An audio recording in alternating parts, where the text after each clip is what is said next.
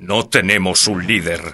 El rey de Escocia ha muerto y no tiene herederos. La guerra se acerca por el sur, desde donde Eduardo el Sanquilargo, el avaricioso rey de Inglaterra, ha vuelto de sus victoriosas campañas en las que ha conquistado Gales y Francia. Ahora que dirige su atención hacia Escocia, la sombra del miedo atraviesa las montañas de las tierras altas de Escocia. Las tropas inglesas cuentan con miles de arqueros galeses, cientos de guerreros a caballo y docenas de armas de asalto. Nosotros, los escoceses, solo tenemos un grupo de soldados sin entrenamiento que ni siquiera saben desfilar en línea recta. Debemos actuar rápidamente. Si tenemos una oportunidad de resistencia, debemos formar un ejército, cueste lo que cueste. Escocia ya cuenta con algunos soldados, pero si queremos hacer frente a las ambiciones de Eduardo el Sanquilargo, necesitaremos muchas más tropas y mucho más oro en nuestros cofres. Los ancianos robles y piedras que nos rodean estarán pronto manchados por la sangre de los hombres de nuestros clanes. Un ejército avanza al ritmo de su estómago, o eso dice un viejo refrán. Los hombres de nuestros clanes se han dedicado a la agricultura y al pastoreo de ovejas durante años, pero conseguir suficiente comida para alimentar a un ejército es mucho más complicado. Sin una economía fuerte, las magras tropas que hemos reunido se desintegrarán otra vez. Eduardo el Sanquilargo, a pesar de su mala reputación, ha demostrado en Gales, Inglaterra y Francia que sus tácticas militares son muy efectivas, aunque también crueles y despiadadas. Es un enemigo a quien debemos temer. Los ingleses han saqueado la ciudad de Berwick-upon-Tweed. Podría llamarlo batalla, pero fue más bien una masacre. Hasta que no organicemos nuestro ejército, continuarán estas derrotas. Rezo para que estemos preparados cuando llegue el Sanquilargo. En los pueblos de las tierras altas se habla con preocupación de las escaramuzas entre Escocia e Inglaterra. Esta semana hemos perdido la ciudad de Dunbar. Los defensores escoceses rompieron filas y huyeron. Los ingleses tienen un ejército más numeroso y mejor preparado. Para enfrentarnos a ellos, necesitamos reclutar a mucha más gente que aprenda a manejar la lanza, la espada o el arco. Debemos convertir a estos pastores en soldados. Ahora que tenemos milicias estacionadas en la frontera, los ingleses han disminuido el ritmo de sus ataques. Pero enfrentarnos al ejército del Sanquilargo es harina de otro costal. El malvado rey inglés todavía no ha hecho uso de sus famosos arqueros. Nuestras milicias no podrán hacer nada frente a ellos. Vamos a necesitar armas más avanzadas. Desde el sur llegan rumores de un gigante que comanda las tropas de Escocia y que con su enorme espada se abre paso por igual entre hombres y caballos. Si este mítico caballero puede detener durante algún tiempo el ataque de los ingleses, tendremos tiempo de fabricar las armas que necesitamos. Nuestros herreros están forjando espadas y los carpinteros hacen flechas y venablos.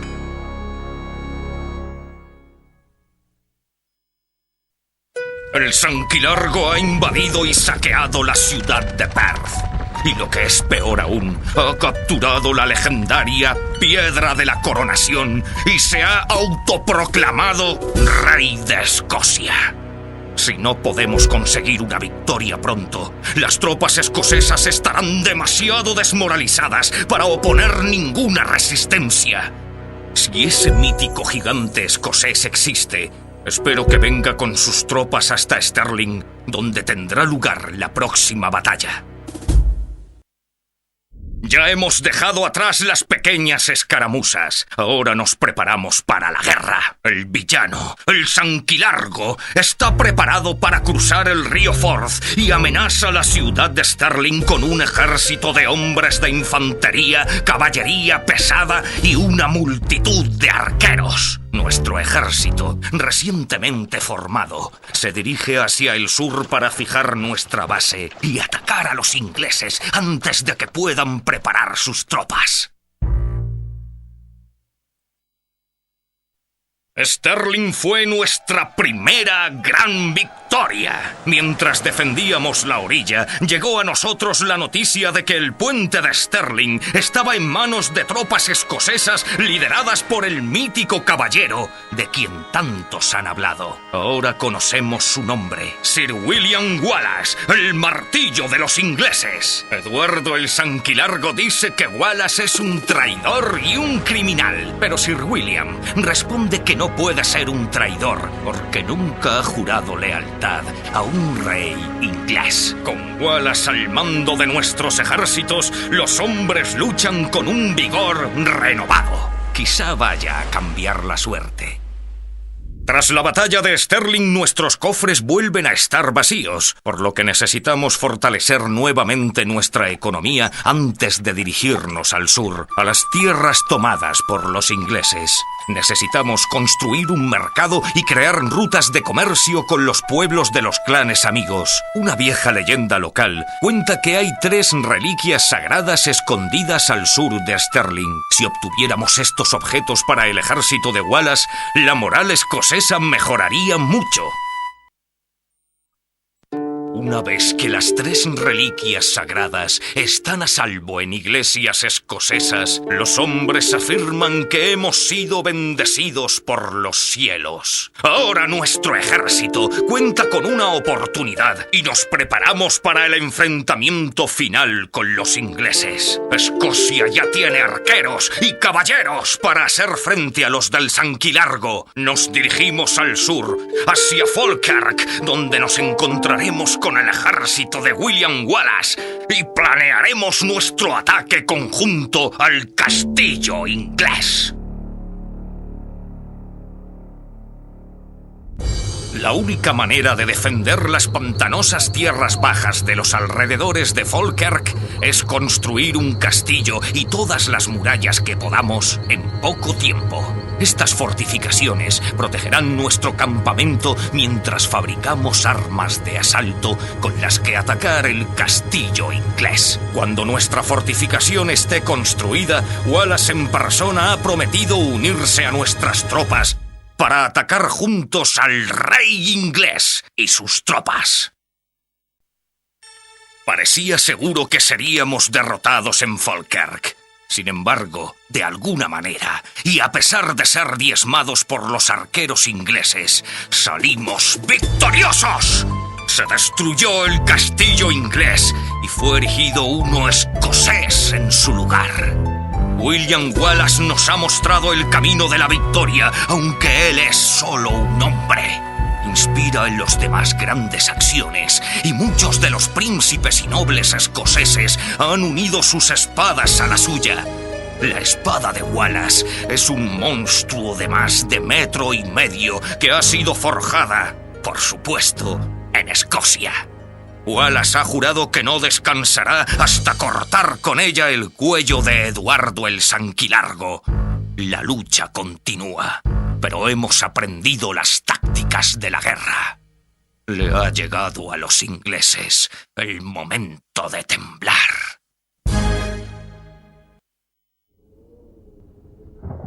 ...19 de febrero... ...campamento próximo a Vaucouleurs. Esta mañana me despertaron visiones de fuego y acero. Las pesadillas se repiten más a menudo, ahora que he visto a mi amada Francia devorada por años de guerra. Deambulaba por el campamento, ignorando la nieve que caía, observando las heridas y el cansancio de cada uno de mis soldados, viendo la desesperación en sus ojos. Fue entonces cuando vi a la chica por primera vez. Nos dijo que se llamaba Juana, que solo era una campesina que no sabía luchar ni montar a caballo, pero afirmó que tenía la intención de liberar Francia. La oscuridad brotaba de las almas de los hombres. Su voz vibraba con convicción y nos bebíamos cada una de sus palabras. Puedo haber perdido mi fe, Pero Juana no ha perdido la suya, y eso es suficiente para mí. Juana ha pedido a nuestra abatida tropa de soldados que la lleve a Chinon, donde se esconde de sus enemigos el legítimo soberano de Francia, el Delfín. Las tierras que tenemos que atravesar están arrasadas por la guerra y plagadas de bandidos. Perderemos muchos hombres. Para nosotros la muerte es ya una vieja compañera, pero por Juana nos enfrentaremos una vez más a ella.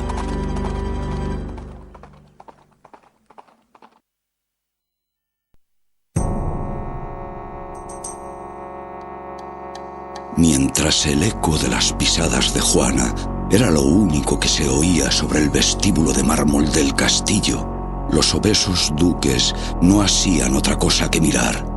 Hasta el propio Delfín parecía asustado cuando Juana se inclinó a besar sus pies. Mi querido Delfín, le preguntó, ¿por qué Inglaterra reclama lo que nos pertenece? ¿Por qué no eres coronado rey de Francia como es tu derecho? Los cortesanos empezaron a murmurar. El ayuda de cámara susurró unas mentiras al oído del Delfín, pero este apartó a su ayudante y se levantó para encontrarse con la mirada de Juana. Es más pequeña que el más bajo de entre nosotros, pero todos tenemos que levantar la mirada para hablar con ella. No sé qué conversación silenciosa se produjo entre el Delfín y la que sería su salvadora, pero estaba claro que su majestad estaba tan apresado por ella como nosotros. 26 de marzo, Chinon. Una cosa es que una banda de soldados desesperados ponga su confianza en una joven. Otra muy diferente, que a esa joven se le otorgue el mando del ejército de una nación entera. Cuando oímos proclamar a los heraldos del rey que Juana la doncella había sido proclamada comandante en jefe del ejército de Francia, nos llenamos de orgullo. El Delfín ofreció a Juana un magnífico corcel y una armadura blanca para que tuviera el porte de un general. Juana me ordenó buscar una vieja espada enterrada bajo el altar de una iglesia de los alrededores. A pesar de mi escepticismo, mis hombres desenterraron una hoja oxidada que además resultó haber pertenecido a Carlomagno, el patriarca de Francia. No volveré a dudar de su palabra. En la empuñadura todavía era visible la flor de lis. Juana la adoptó como emblema y mandó que la grabaran en su estandarte de batalla. El estandarte va con ella a todas partes.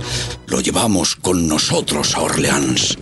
La ciudad de Orleans es una de las principales de Francia, pero ha sido asediada por nuestros enemigos, Inglaterra y Borgoña, y está a punto de ser tomada. Esta guerra se ha prolongado durante 100 años, con contadas victorias francesas. El pueblo de Orleans necesita un salvador, necesita la ayuda de Juana de Arco.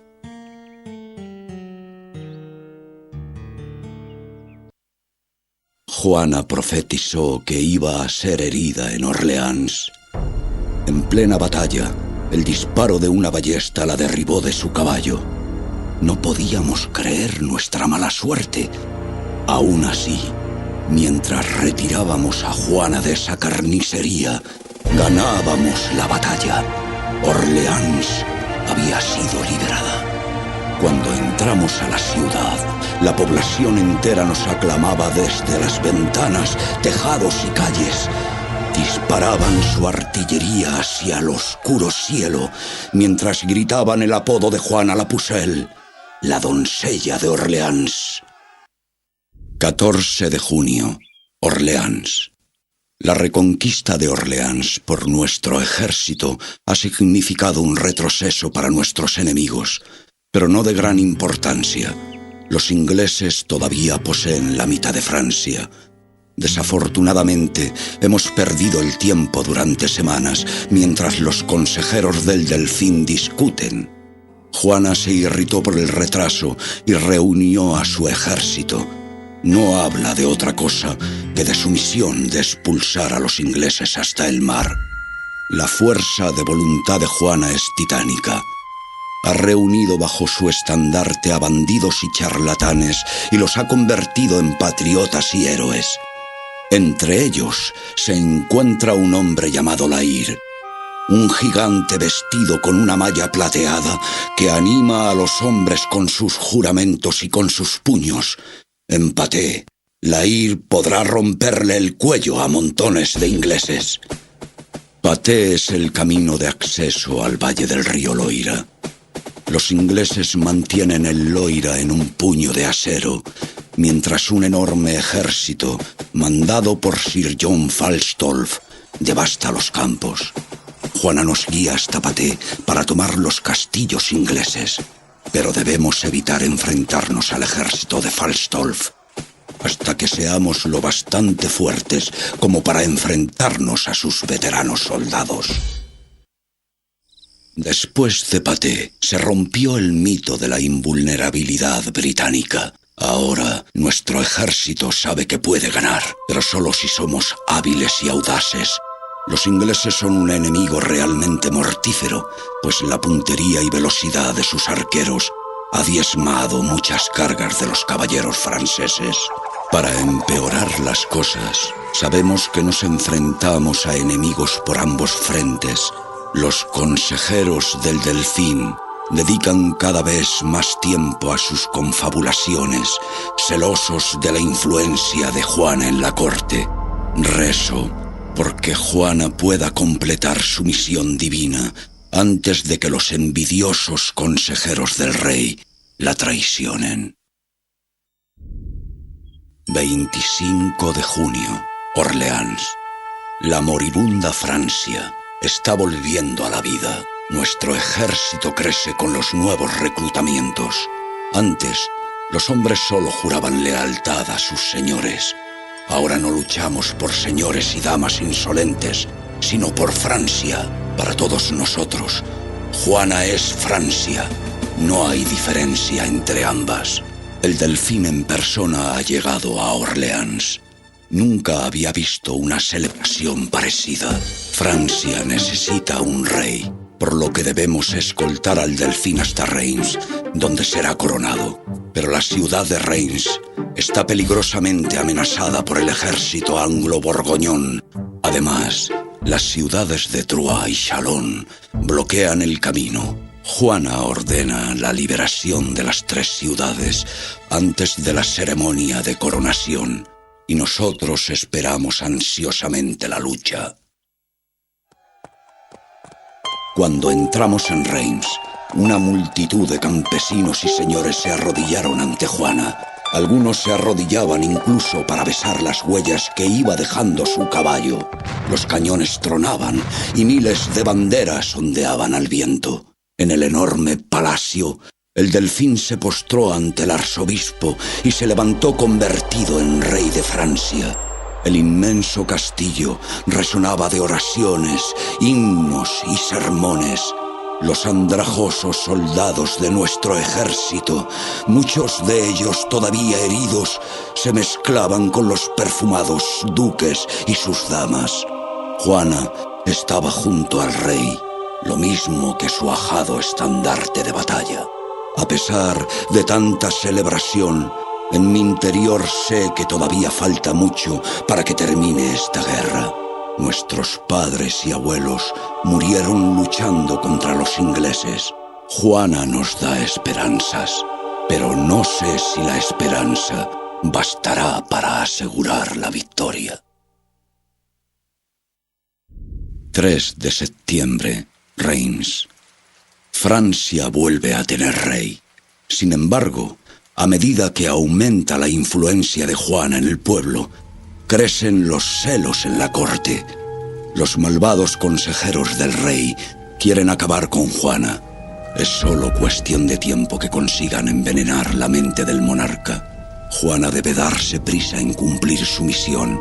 París, la joya de Francia, ha estado bajo la tiranía inglesa desde hace décadas, Y los patriotas franceses, atrapados en la ciudad, están ansiosos por escapar. Avanzamos ahora hacia París con la esperanza de que los refuerzos que nos prometieron lleguen a tiempo. Tragedia. Mientras los refugiados entraban en el castillo de Compiègne, Juana quedó atrapada fuera.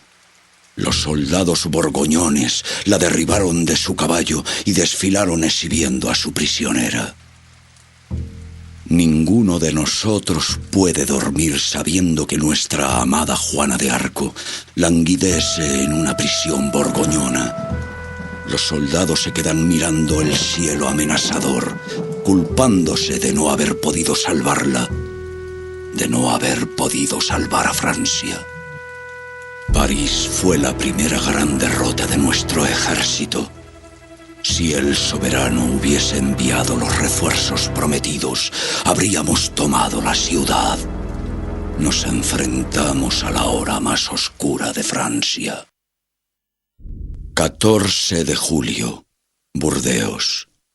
Juana de Arco ya no existe. El mundo que estaba lleno de cosas preciosas está ahora vacío y es miserable. Los ingleses la juzgaron por hereje, pero la mente de Juana estaba tan afilada como su espada y supo evitar todas las ingeniosas trampas de sus acusadores.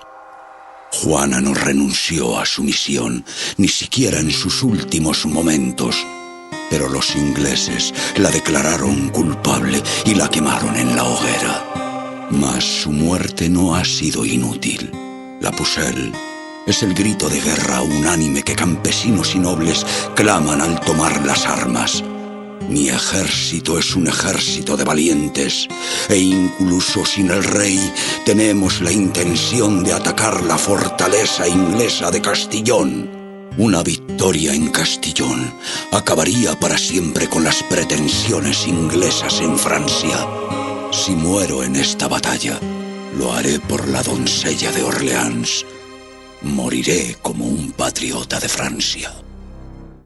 En poco más de un año, una joven puso fin a un siglo de esfuerzos, sangre y victorias inglesas. La guerra de los 100 años ha terminado. Y lo que es más importante, las acciones de Juana avivaron la llama del nacionalismo francés. Campesinos y nobles ya no pertenecen a señores o a reyes, sino a Francia. No dejaremos que se olvide a Juana de Arco. Cientos de ciudades y pueblos de toda Francia han encargado su estatua o una vidriera con su imagen. Su veredicto de culpabilidad fue debidamente rectificado y con posterioridad Juana de Arco fue beatificada. Unas veces, el desenlace de la historia está determinado por la fuerza de los combatientes, otras por las circunstancias. Pero en el siglo XV, la historia de Francia cambió por la voluntad de una joven, la única persona en toda la historia que ha dirigido el ejército de una nación, a la edad de 17 años.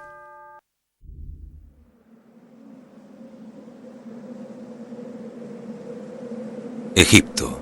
Hace ya un mes que llegué a Tierra Santa. Estaba en tierras extranjeras, a punto de morir. Vagué por el frío desierto durante 4 noches antes de que los arqueros me encontraran.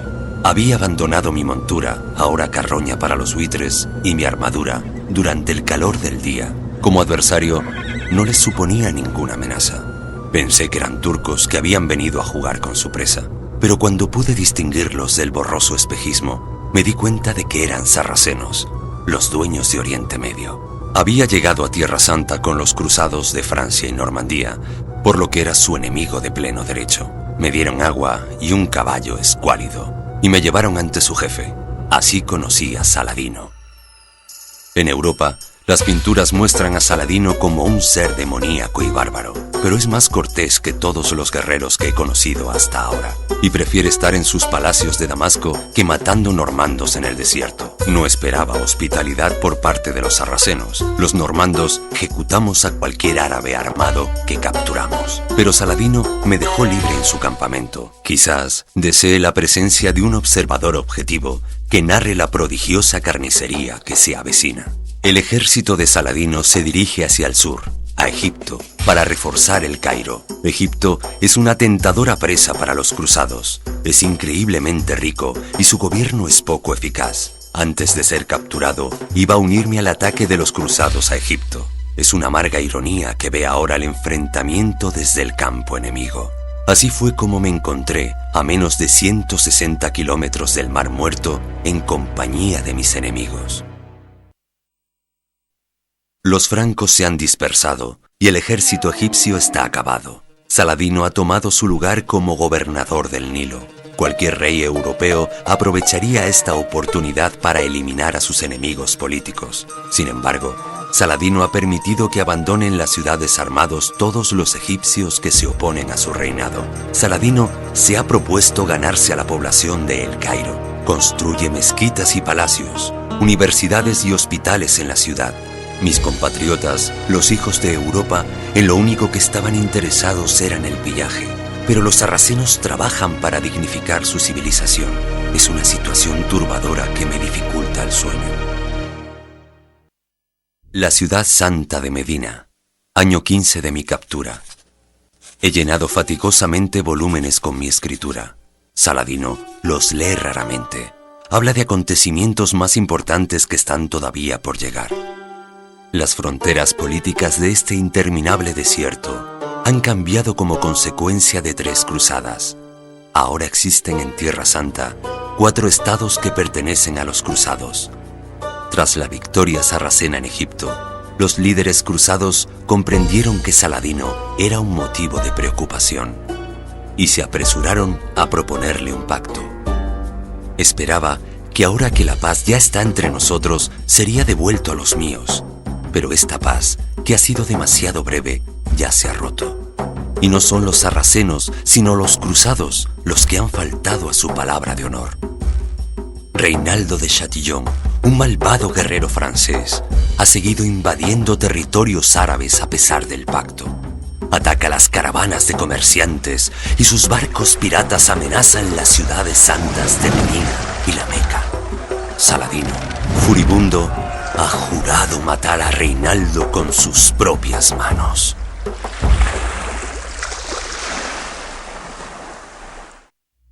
Aunque todavía soy un prisionero, Saladino y sus generales cenan conmigo. Durante las comidas hablamos de matemáticas y astronomía. Nunca imaginé que una raza de hombres del desierto pudiera ser tan sabia. Bagdad, la capital sarracena, es la ciudad más civilizada del mundo, con hospitales gratuitos, baños públicos, un servicio postal y bancos con sucursales en lugares tan lejanos como China. Pero cuando hablamos, acabamos abordando inevitablemente el tema de la guerra. Los veleros piratas de Reinaldo se pudren ahora en el fondo del Mar Rojo. Sus ataques sorpresa han terminado. Reinaldo ha escapado, pero sospecho que Saladino no perdonará ni olvidará. Galilea, año 20 de mi captura. Anoche nos sorprendió una tormenta de arena. Los hombres no se atrevían a abrir la boca para hablar. Nos aferramos al cuello de caballos y camellos mientras olas de arena subían y bajaban a nuestro alrededor. Los sarracenos han perseguido a un gran destacamento europeo hasta el desierto. Los cruzados llevan con ellos una reliquia, un pedazo de la Santa Cruz. Si nos hacemos con este objeto, sería un duro golpe para la moral de los enemigos cristianos de Saladino. Le pregunté a Saladino por qué estábamos aquí, a kilómetros de la civilización y el agua, y contestó: para traer una muerte roja a nuestros enemigos de ojos azules. El enorme ejército cruzado se ha detenido tras 2 picos llamados los Cuernos de Atín. En los cuernos solo hay una fuente de agua que controla Saladino. Por la noche, los sarracenos salen y derraman enormes cantidades de agua en la arena a la vista de los europeos que enloquecen de sed. Es una crueldad digna de un cruzado. La lucha fue terrible. Los cruzados tenían que vencer o morir. La mayoría murió. Saladino ha tratado bien a sus prisioneros proporcionándoles agua helada de las montañas y tiendas cómodas. Por primera vez en años he tenido la oportunidad de hablar con mis compatriotas, pero no sabía qué decirle a estos invasores. No todos los prisioneros fueron tratados tan dignamente.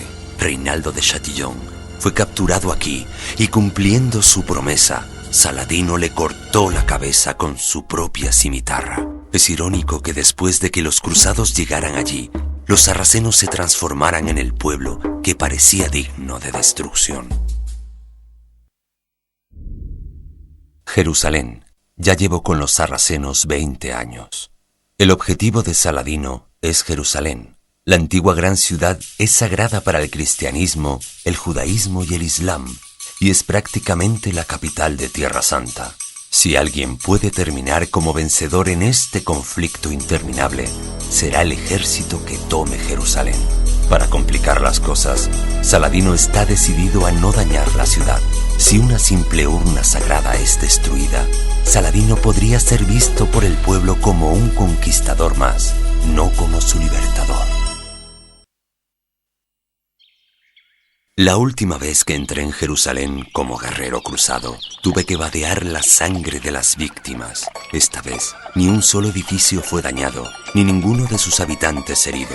Saladino liberó a casi todos los prisioneros. Los ciudadanos de Jerusalén aclamaron a Saladino como su salvador. Me ha ofrecido mi libertad, pero después de haber estado 20 años a su servicio, prefiero quedarme hasta el final.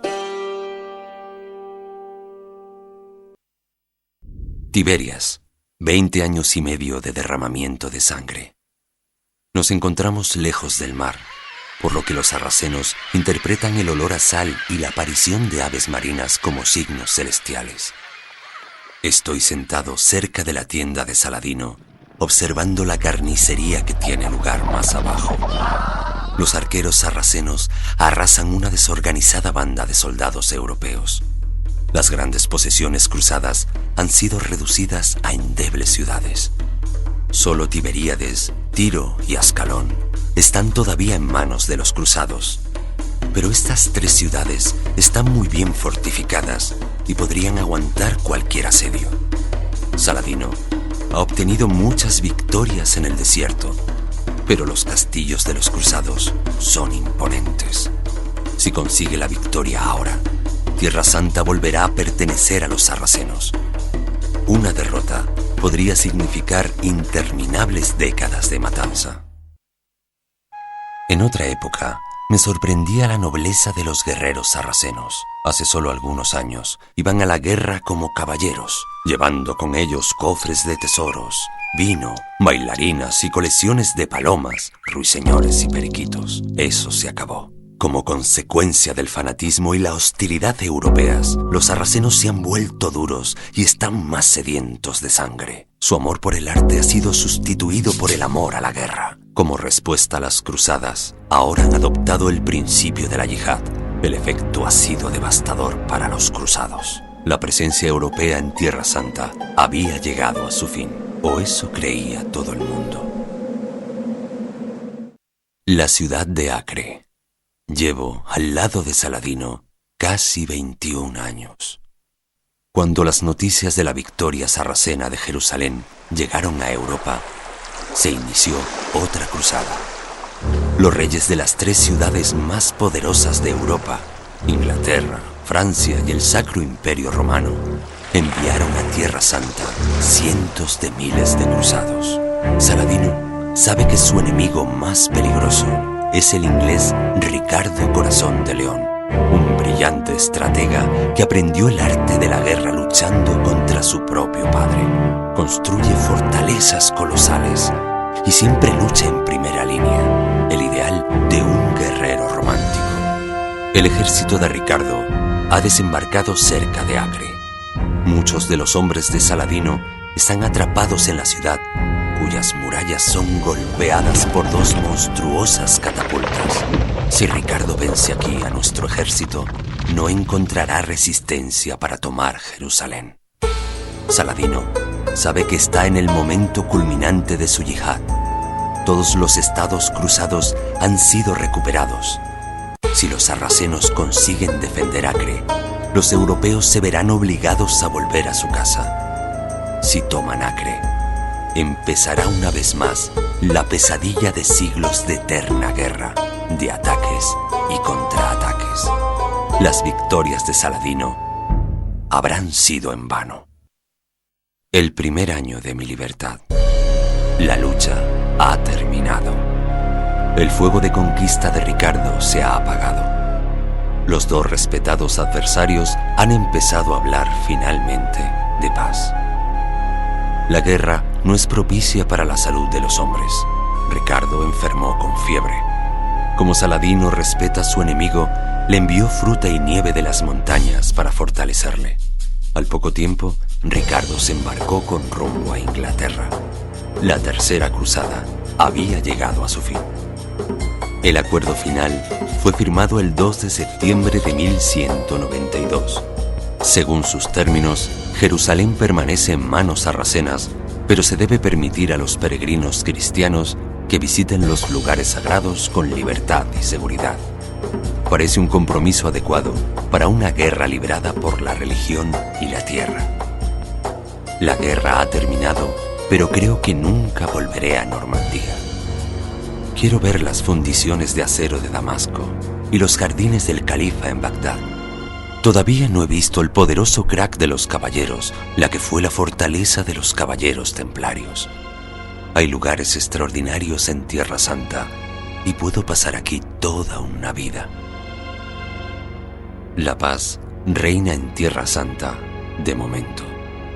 Desafortunadamente, en un territorio tan pequeño que alberga tantas culturas diferentes y que es cuna de 3 de las más grandes religiones del mundo, sospecho que la sangre volverá a manchar la arena algún día.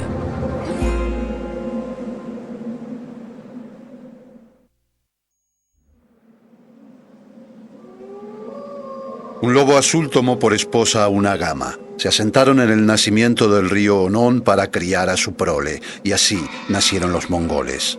Así empieza el trabajo de mi vida, la historia secreta de los mongoles.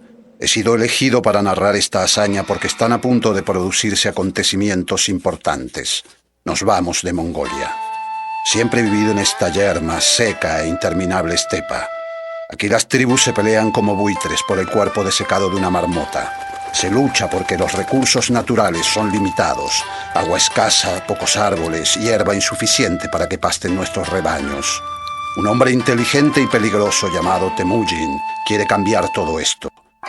Dice que para que el conflicto entre las tribus termine, los mongoles solo necesitamos 2 cosas. La primera, pastos verdes para nuestros rebaños. Si hubiera más pastos para repartir, habría menos competencia entre las tribus. En segundo lugar, como somos una nación de guerreros, dice que necesitamos un enemigo común contra quien batirnos. Para cubrir ambas necesidades, Temujin ha ideado el más modesto de los planes: unir a las tribus y declararle la guerra a cualquiera que se cruce en nuestro camino. ¿Pero cómo?, le hemos preguntado. ¿Cómo pueden unos nómadas a caballo que viven en tiendas de fieltro embarcarse en una campaña de conquista del mundo? Temujin ha respondido que no lucharemos como guerreros, sino como un ejército unificado. No lucharemos para tener gloria, sino por la gloria de Mongolia. Y con esas palabras, el nombre de Temujin ha pasado casi al olvido. Su nombre ha sido reemplazado por un título: el Gran Khan, Genghis Khan. Casi todas las tribus mongolas se han unido bajo el mando de Genghis Khan. Los jefes que rechazaron la unión han sido hervidos vivos. Cada día hay nuevos rostros que toman el arco, manos hasta ahora desconocidas que toman las 9 tiras de pelo de yak que se ha convertido en el emblema de Genghis. Hay más hombres y caballos reunidos en el campamento de los que nunca imaginé que pudieran existir. Arqueros a caballo y lanceros, hombres con corazas de cuero y armadura de seda, todos levantan la cabeza hacia la plataforma desde donde Genghis habla. El Gran Khan se llama a sí mismo el castigo de Dios. Los hombres sonríen como lobos hambrientos. Es el amanecer del primer día del imperio mongol. El invierno ha llegado a las estepas. La tierra está helada y dura como el hueso, y el único movimiento que se observa es el resuello que sale de narices de hombres y caballos. Solo la promesa de una batalla les da calor. Prácticamente todas las tribus de Mongolia siguen ahora a Genghis Khan, pero con el éxito también llegan los enemigos. Un hombre llamado Kusluk ha puesto en duda el derecho de Genghis a gobernar. Kusluk siembra la discordia en la tribu de los Kitán y pretende ser proclamado como un Khan rival. Genghis no puede permitir que esta desobediencia quede impune. Necesita que cunda el ejemplo, así que nos dirigimos hacia el oeste para encontrar y matar a Kusluk. Si la tribu de los Kitán le protege, también sus vidas serán sacrificadas. Genghis Khan sabe que existen otras armas además de la lanza y el arco. Es un maestro de la guerra psicológica, por la misma razón que ha acabado con Kusluk para que cunda el ejemplo. Arrasa las tierras de sus enemigos. Cuando encontramos un nuevo adversario, el Gran Khan no perdona vida alguna. Vamos hasta la ciudad más próxima, arrasamos todo lo que se mueve, quemamos la ciudad, sembramos los campos de sal y hacemos una montaña con los cráneos de nuestros enemigos. Después de eso, el resto de las ciudades se apresuran a enviarnos sus emisarios, ansiosos por aplacar a las voraces hordas mongolas. Ya, toda Mongolia está bajo el poder de Genghis Khan. Más allá hay dos vastos imperios, China hacia el este y Persia hacia el oeste. Persia sería la siguiente opción lógica de batalla, ya que nos separa de los ricos vastos de Europa. Pero antes de eso, Genghis Khan tiene otros planes. Después de ser testigos del poder de nuestra caballería en acción, los chinos solo querían hablar de paz. Nos prometieron incluso que nos apoyarían en nuestra campaña del oeste. Pero una vez que nos alejamos de China, decidieron no enviar los hombres y las armas que habían prometido a Genghis. Es el momento de otra demostración. Persia puede esperar. Mientras tanto, la horda se dirige nuevamente al este y nos preparamos para invadir China, el imperio más grande y más avanzado del mundo. Fue una gloriosa carnicería. Durante años, los visitantes de China quedarán asombrados por la montaña de esqueletos humanos y equinos que hemos erigido. Las hordas lograron una gran recompensa por su invasión de China, la tecnología. Ahora poseemos los conocimientos y el equipo necesario para construir armas de asalto. Haremos reventar los castillos persas y europeos para alcanzar las partes más debilitadas de su interior. Genghis está satisfecho de nuestro progreso y de la herencia que deja tras él. Su madre tuvo que comer una vez cebollas silvestres y roedores para no morir de hambre. Pero los hijos y nietos de Genghis comerán en platos de oro persas. Dormir en la silla del caballo, beber agua de lluvia, comer solo carne seca, leche desecada y sangre de caballo. Así es la vida de un mongol en guerra. Por la noche nos recompensan con leche de yak fermentada y la promesa de los tesoros persas. Impulsados por las palabras del Gran Khan, hemos cruzado al galope kilómetros del continente asiático. Frente a nosotros se encuentra el vasto imperio de Persia. Le daremos al Khwarazm Shah otra oportunidad de someterse y luego sus ciudades serán destruidas, piedra a piedra. Pero no todos nos dirigimos a Persia. Genghis ha enviado a Subotai Bahatur de la Horda de los Renos en dirección norte hacia Rusia.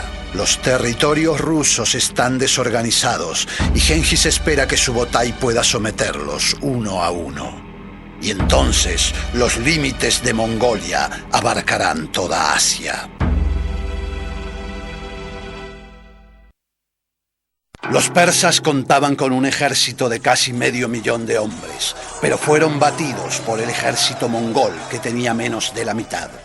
Los gobernadores de las ciudades periféricas fueron ejecutados, derramándoles plata fundida en ojos y gargantas.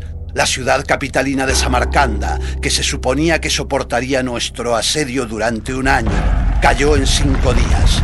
Hacíamos montañas diferentes con los cráneos de hombres, mujeres, niños, caballos, perros y gatos. Vagábamos por las calles, asombrados de la opulencia de los persas, bebiendo en sus fuentes y regalándonos consumos y frutas. Para hombres que habían nacido en una tienda, era como si Gengis Khan hubiera abierto las puertas del mismísimo cielo. Rusia y Mesopotamia estaban ya a nuestras órdenes. El imperio abarcaba ahora más de 11.000 kilómetros, desde el Océano Pacífico al Mar Negro. Estábamos a punto de entrar en Europa cuando ocurrió la tragedia. Los lobos viejos no tienen una muerte fácil. Tras una vida de lucha, no saben cómo vivir cuando envejecen y pierden sus colmillos. Lo mismo ocurre con los mongoles. Gengis Khan tenía ya 80 años. La noche que supimos que nuestra gloriosa conquista iba a llegar a su fin, Gengis llamó a sus hijos a su tienda. Allí encontraron a su padre temblando frente al fuego, delirando de dolor. «Mis descendientes se adornarán con oro», decía. «Comerán las mejores carnes y montarán los mejores caballos y olvidarán a quien se lo deben todo. Una hazaña no es gloriosa hasta que se ha completado». Y se negó a morir hasta que Ogatai, su tercer hijo, le prometió continuar la guerra. Ogatai salió de la tienda llevando el arco de su padre y dijo: «Esta tormenta todavía no ha acabado. Aún oigo el ruido de los rayos y caen sobre Polonia».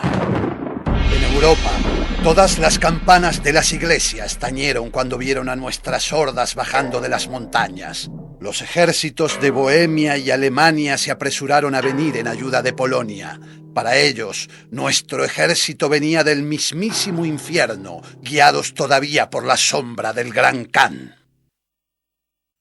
Los guerreros europeos luchan individualmente, pero los mongoles lo hacen como parte de un ejército unido. Abrumados por sus armaduras, los polacos y alemanes no podían alcanzar a nuestros rápidos caballos. Una y otra vez disparamos flechas incendiarias contra ellos, retirándonos después fuera de su alcance. Cuando la caballería extranjera nos perseguía, la llevábamos a una emboscada. La emboscada siempre es anunciada con el nakara, un enorme tambor llevado a la batalla en un camello. En este día, el nakara se escuchó cientos de veces. Se nos ordenó cortar una oreja a cada víctima. 9 sacos de orejas fueron enviados a Ogatai Khan. Solo un enemigo se opone a nuestro paso. Francia y las naciones cercanas son derrotadas desde las décadas de las cruzadas. Si conseguimos entrar en Europa del Este, es probable que toda Europa del Oeste se rinda.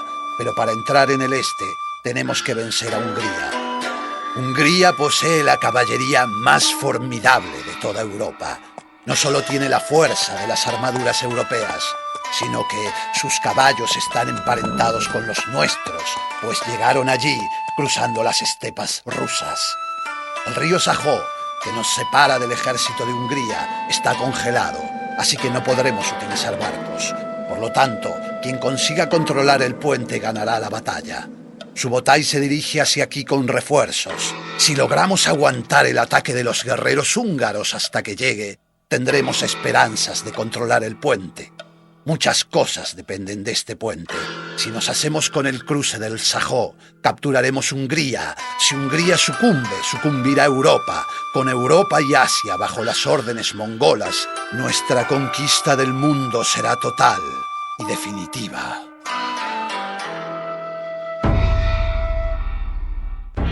Nada se opone entre nosotros y el Océano Atlántico.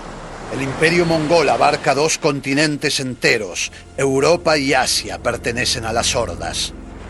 Cada lugar que hemos conquistado ha cambiado definitivamente con nuestra llegada.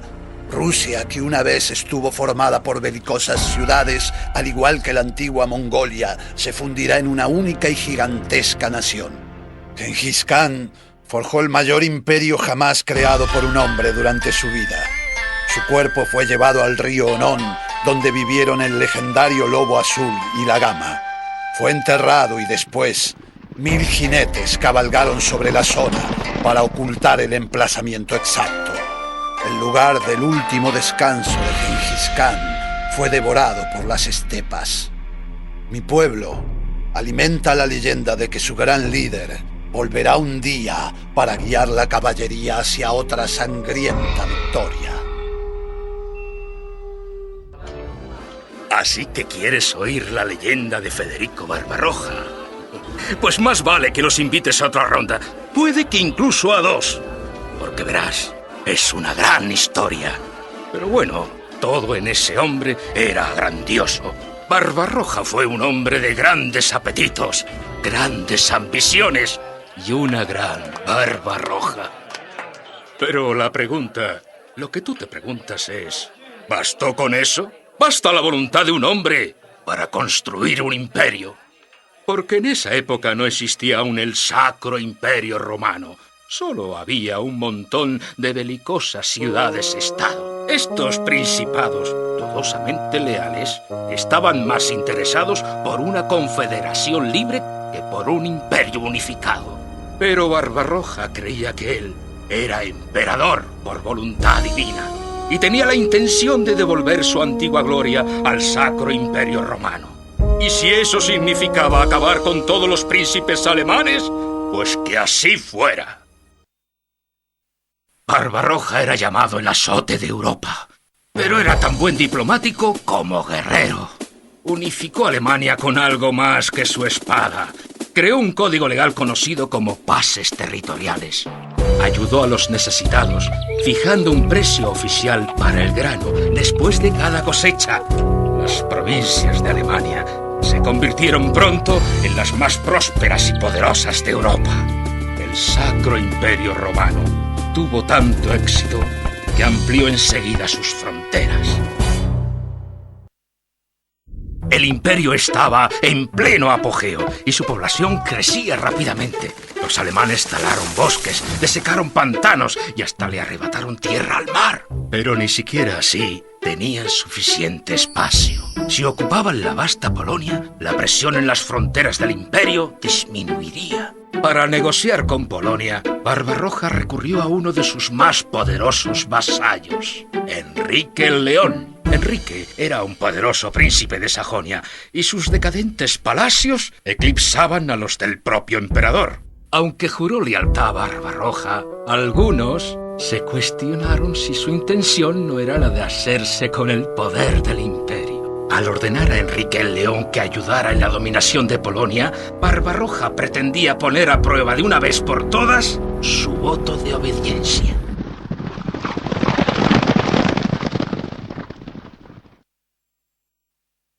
Enrique esperaba ser descuartizado, el castigo usual para los traidores en esa época. Pero Barbarroja reconoció el potencial de un poderoso aliado y le perdonó oficialmente, a condición de que Enrique el León jurara apoyar a Barbarroja desde ese momento.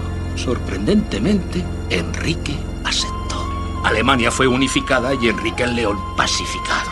Pero el Sacro Imperio Romano aún no estaba completo. Desde la época de Carlomagno, el imperio reclamaba la posesión de Italia, y especialmente de Roma. En Roma, el Papa creía firmemente que era la Iglesia, y no el emperador, quien tenía la máxima autoridad en el imperio. Barbarroja no lograba convencer al Papa para que viera las cosas bajo su punto de vista, así que nombró a su propio Papa. Por si eso no bastaba, el Papa y el Antipapa se apresuraron a excomulgarse mutuamente. Al final, Barbarroja decidió recurrir a la política de las armas. Si el Papa no atendía razones, puede que lo hiciera cuando 2000 guerreros alemanes tomaran la península itálica. La más grande de las ciudades del norte, la capital virtual de Lombardía, era Milán. Los señores de Milán eran tan orgullosos como belicosos. Barbarroja estaba decidido a arrasar Milán como advertencia al resto de ciudades italianas y en particular al Papa de Roma. El mensaje era claro. El único y verdadero emperador romano era él, Federico Barbarroja. Barbarroja no fue compasivo con los milaneses. Como respuesta a un intento de negociación, durante el asedio, envió a los 6 emisarios italianos de vuelta a la ciudad. A 5 los había dejado ciegos, pero al 6º solo le había cortado la nariz para que pudiera guiar a los otros. La Italia del norte fue conquistada sin piedad y puesta bajo el mando imperial, pero Italia no quería someterse. La destrucción de Milán solo sirvió, en todo caso, para aumentar la furia de las ciudades italianas contra el que sería su emperador.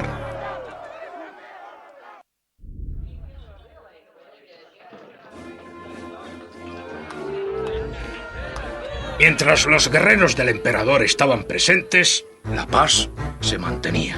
Pero el emperador no podía estar en todos los lados al mismo tiempo. Cuando iba a Italia, Alemania se inflamaba. Y cuando volvía a Alemania, los italianos volvían a conspirar. Milán había sido tomada, pero el resto de ciudades italianas se unió en una confederación llamada la Liga Lombarda, que tenía como propósito la destrucción de Barbarroja.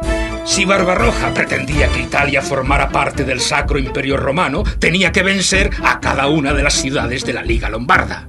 Pero Barbarroja todavía tenía un arma secreta: Enrique el León y sus mercenarios.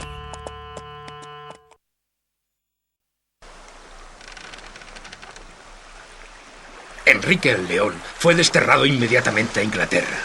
Lejos de su fortuna y su ejército, era poco lo que podía hacer contra Barbarroja. Tras 6 campañas en Italia, Barbarroja estaba cansado de cruzar los Alpes. La lucha llegó a su fin con la firma del Tratado de Constanza, que afirmaba que el Papa y el Emperador tenían el mismo poder. Era una paz muy frágil, que no parecía que pudiera durar, pero en esos momentos el Papa murió. Al nuevo Papa le interesaba más lo que ocurría en las tierras del sur que las discusiones con el emperador. Porque en esos momentos los europeos estaban siendo expulsados de Tierra Santa. Había llegado el momento de una nueva cruzada.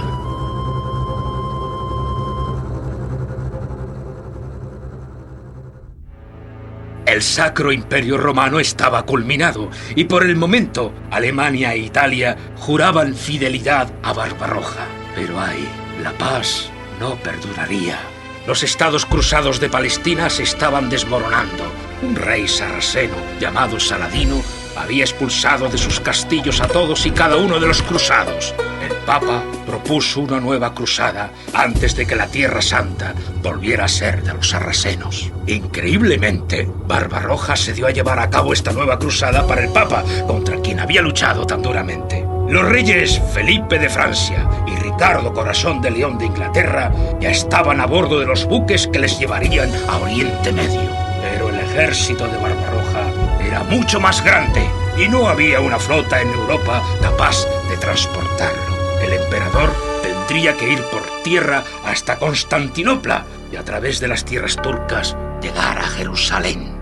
Constantinopla era la capital del Imperio Bizantino y una de las más gloriosas ciudades del mundo. El ejército de Barbarroja podría descansar y abastecerse en Bizancio antes de empezar la Gran Marcha. El agotado ejército de Barbarroja había andado durante cientos de kilómetros a través de abruptas montañas bajo el sol de julio. Así pues, al tropezarse con las rápidas aguas del río Coxu, los hombres se sintieron sorprendidos y agradecidos.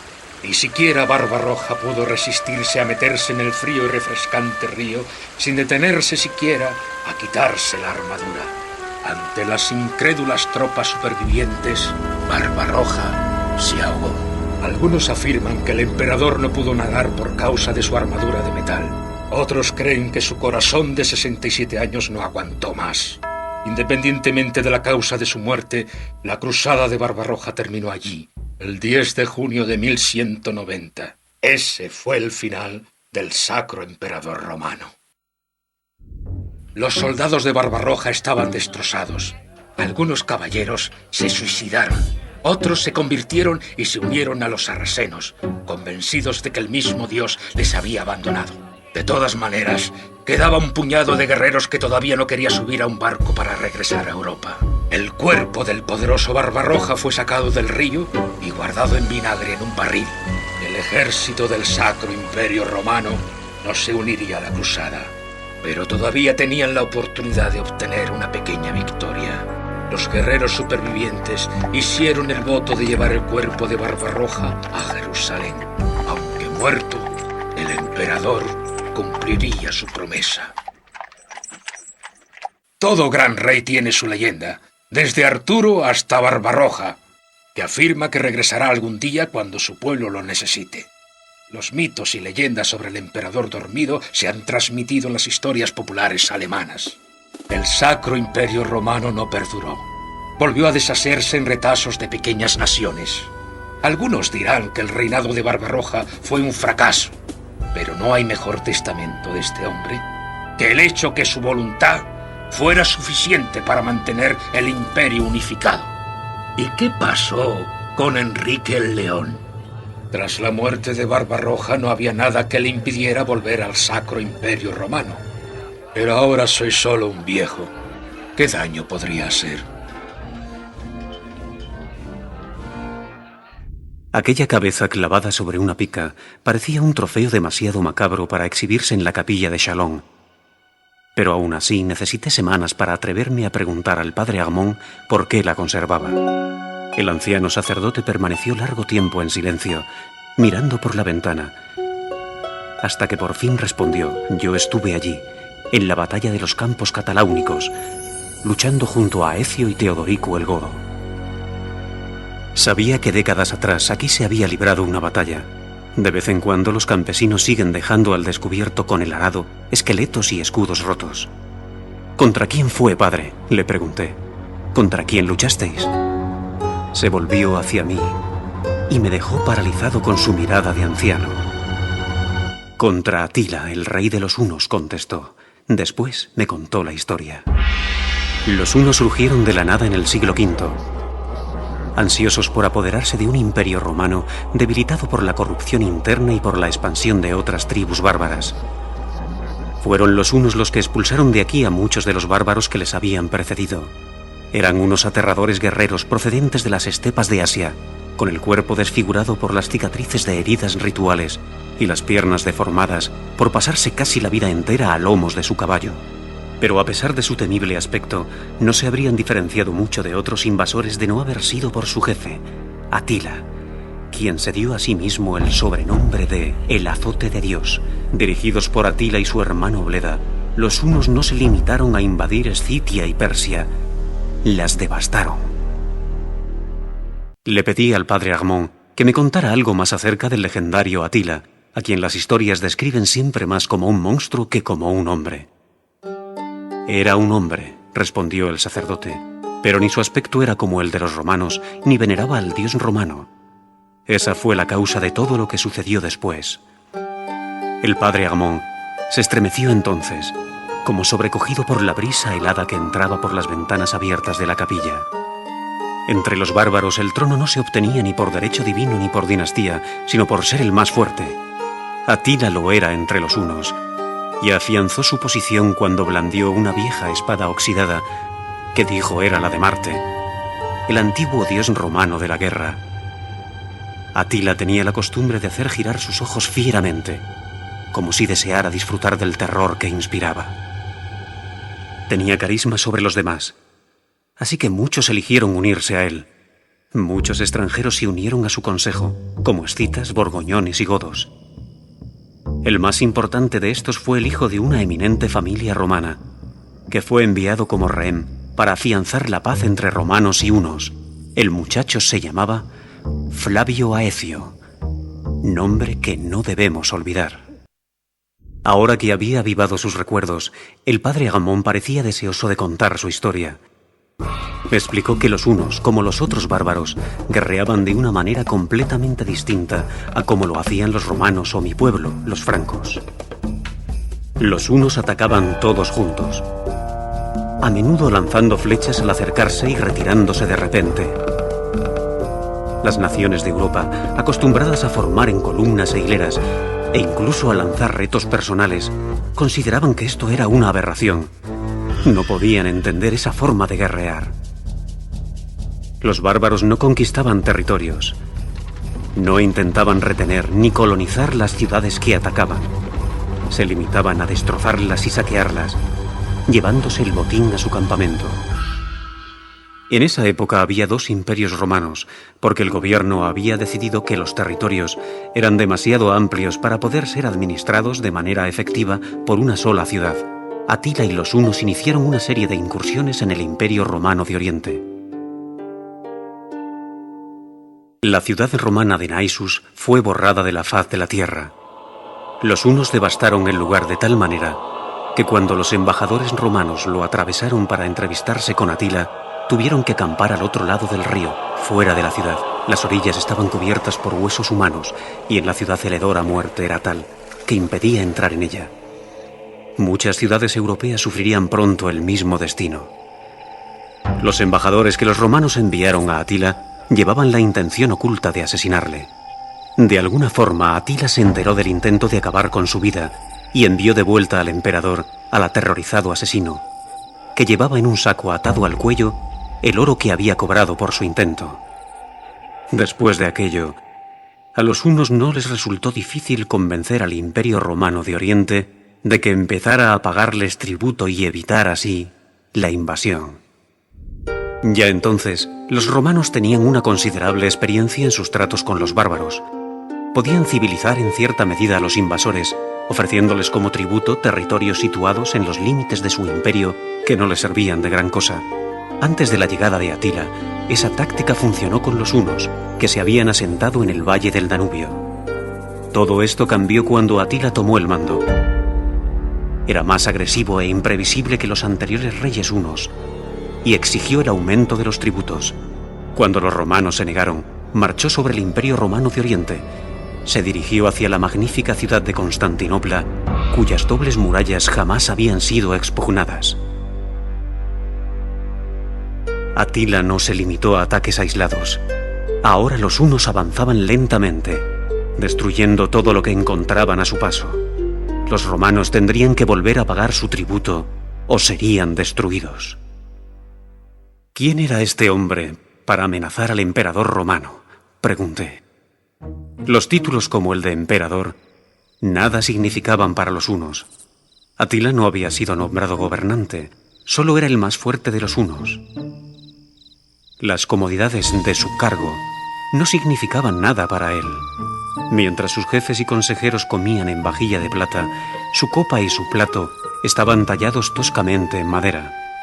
Sus guardias escitas lucían joyas en la empuñadura de su espada y se sujetaban la capa con broches de oro. Pero Atila no mostraba tales amaneramientos.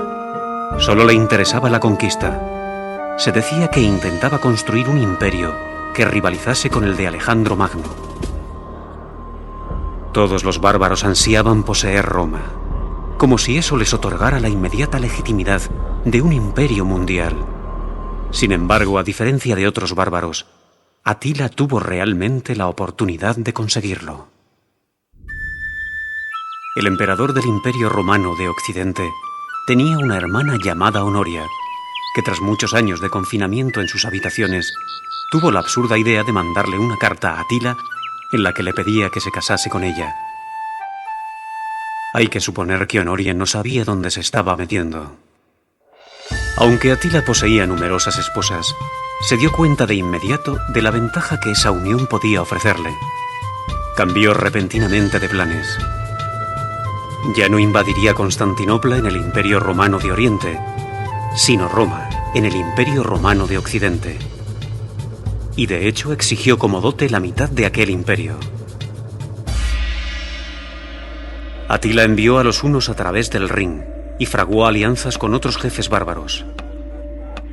Algunos, especialmente los borgoñones y los ostrogodos, se unieron a la confederación huna, mientras que otros, como los visigodos, aprovecharon para obtener el favor de Roma oponiéndose a los hunos.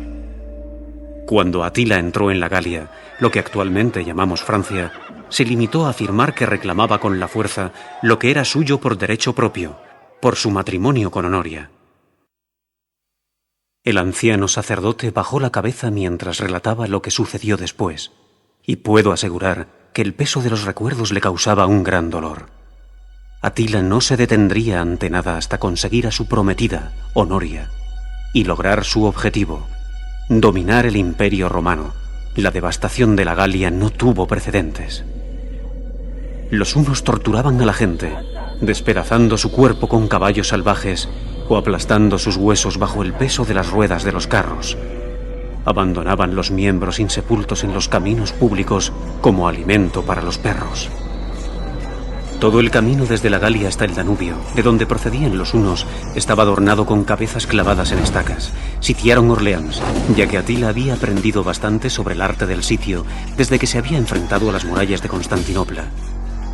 Pero mientras los hunos realizaban su funesta tarea, una gran nube de polvo apareció en el horizonte. Había llegado Aecio con el ejército romano. En ese momento, dijo el padre Armand, es cuando entro yo en la historia. La batalla entre hunos y romanos tuvo lugar a finales de junio del año 451. Aecio, un general famoso y brillante, que de niño había sido rehén de Atila, dirigía a los romanos. Aecio conocía a Atila y las costumbres de los hunos. Desde que regresó al Imperio Romano de Occidente, fue quien más se esforzó por mantener Roma en pie durante el periodo de las invasiones bárbaras. Su ejército no era lo bastante numeroso para enfrentarse solo a Atila, por lo que Aecio convenció a las tribus de los alanos y visigodos para que se aliaran con él.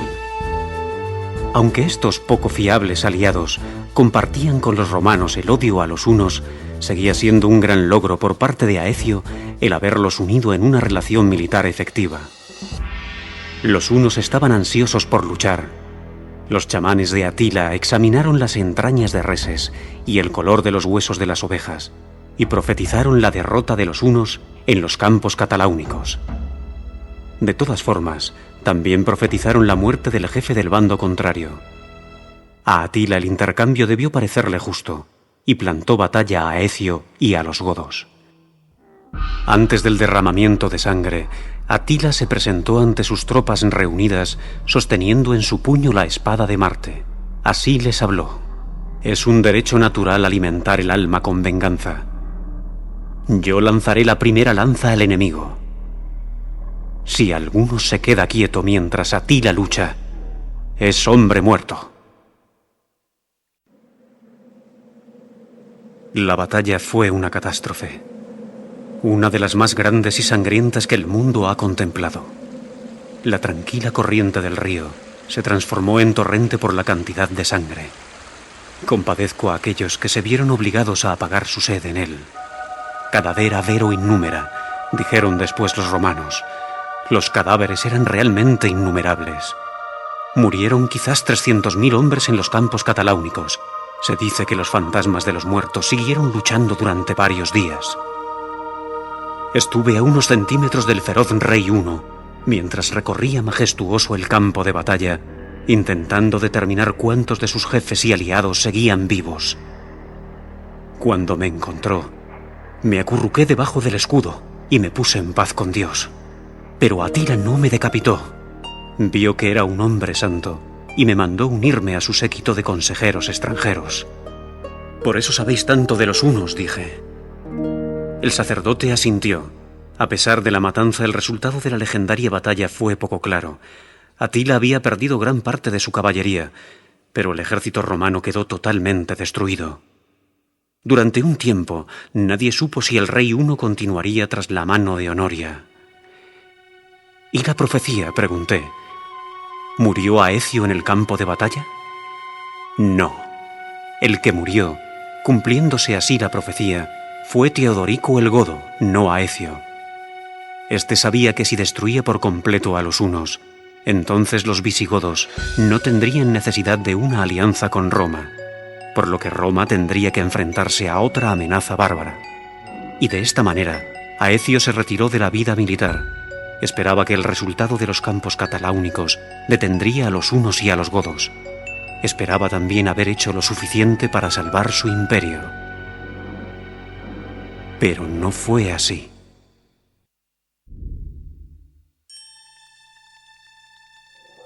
En cuanto a Atila, Honoria le esperaba con los brazos abiertos en Roma. Solo un año después, parcialmente recuperado de sus pérdidas, Atila puso sus ojos en Italia. Los hunos atravesaron los Alpes, bajaron a la península itálica e iniciaron otra gran invasión que aterrorizó a los habitantes del Imperio Romano de Occidente. Atila quería tomar Roma y coronarse a sí mismo como emperador. Te recuerdo que no era ya la Roma de César, sino una Roma decadente, golpeada por los terremotos y las guerras con los bárbaros. Y esta vez no había ningún general aecio capaz de rechazar a los feroces hunos. La ciudad de Aquilea, en la punta del Adriático, fue borrada de la faz de la tierra. Los fugitivos de esa pobre ciudad se refugiaron en las islas, pantanos y lagunas de la parte norte del Adriático, donde fundaron un estado que más tarde se convertiría en la República de Venecia. ¿Y qué pasó con el Papa?, pregunté. Nadie sabe lo que le dijo San León al rey Huno, pero ese mismo día Atila dio media vuelta con su ejército y regresó a las tierras hunas del Danubio. El rey de los hunos murió poco después. Al no haber tomado Roma, no pudo tener a Honoria, pero se trajo a otra esposa para su harén.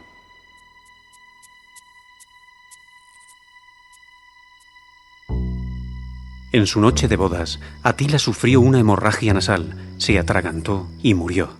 Para un hombre que siempre se jactó de que, donde pisa mi caballo, jamás vuelve a crecer la hierba, fue una muerte curiosa y poco ejemplar.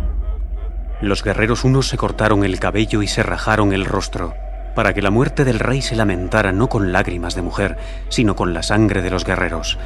El terrible reinado de las conquistas de Atila solo duró 8 años, aunque se hicieron largos. El padre Agmón guardó silencio durante un buen rato. Echó una mirada a la cabeza clavada en la estaca. «Un trofeo huno», dijo. «Creo que era un visigodo. Murió en la batalla de los campos cataláunicos. La guardo aquí para poder verla todos los días y recordar». «¿Recordar qué, padre?», le pregunté. «El olor de un pueblo ardiendo, los gritos de la carnicería, la forma en que los aldeanos huían de los jinetes hunos, la manera en que los alcanzábamos, lo que se siente al conquistar al lado de Atila y los hunos». Se inclinó y quedó tan cerca de mí que pude sentir su respiración. A veces lo echo de menos. Basta. Me llevas molestando un trecho, forastero. Si aceptas desistir de esta tenaz persecución y dejarme luego a solas con mis recuerdos, responderé a tus implacables preguntas. Te contaré por qué un hombre muerto cabalga por las calles de Valencia. ¿Ves aquel castillo sobre la colina? Es el hogar de Rodrigo Díaz, a quien moros y cristianos llaman el Cid. Viene de la palabra árabe Sidi, que significa señor. Es el mejor hombre que haya existido jamás. El Cid era un caballero y vasallo leal de uno de los antiguos reyes de España. Cuando el anciano rey murió, el reino se dividió entre los hijos que lo sobrevivieron, Sancho y Alfonso. El rey Sancho se quedó con Castilla, una tierra árida y azotada por el viento, que debe su nombre a los numerosos castillos fronterizos. El Cid continuó sirviendo a Castilla y a su nuevo rey como era su deber.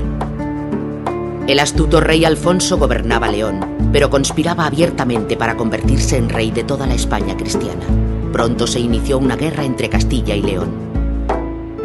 La lucha tuvo su punto culminante en la batalla de Golpejera, donde el Cid intentó capturar al malvado Alfonso.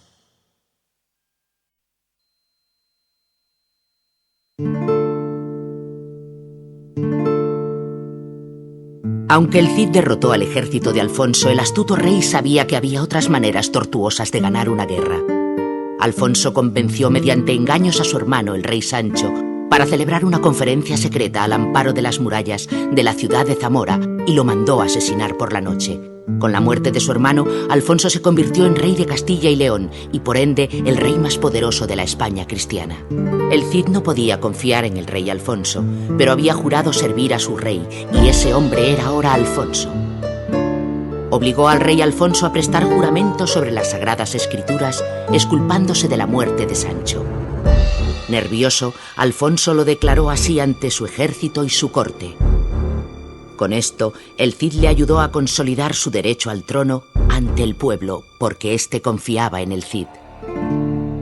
Pero el rey Alfonso no supo apreciar el gesto del Cid. En vez de ello, comenzó a sentir rencor contra el hombre que era el mejor de sus caballeros, por haber dudado de él. Alfonso también sentía envidia y recelo por la popularidad del Cid entre los soldados y la gente del pueblo.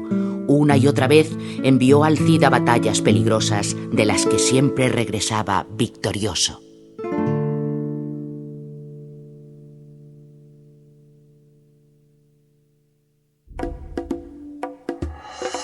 ¿Que cómo sé tanto acerca del mío Cid, Rodrigo Díaz? Soy Jimena de Asturias, la dueña de este castillo. En el año 1075, Rodrigo y yo nos casamos en Castilla.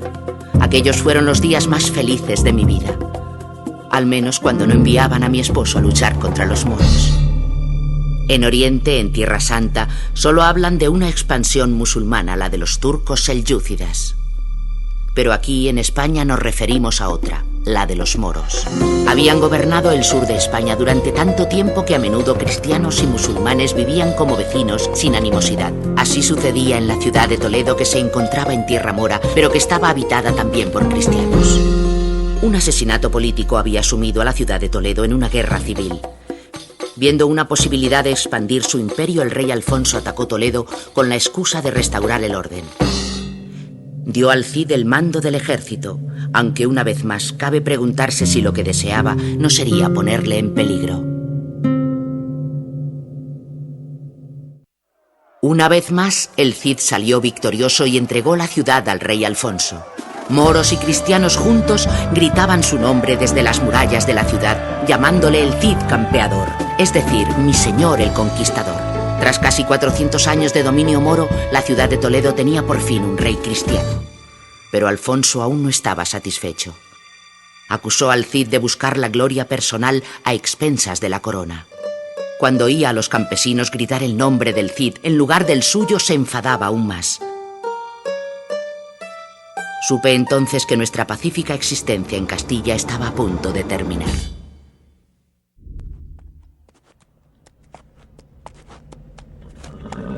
El rey Alfonso envió al exilio a su más leal y capaz servidor, Rodrigo Díaz, el Cid, con tan solo su caballo Babieca.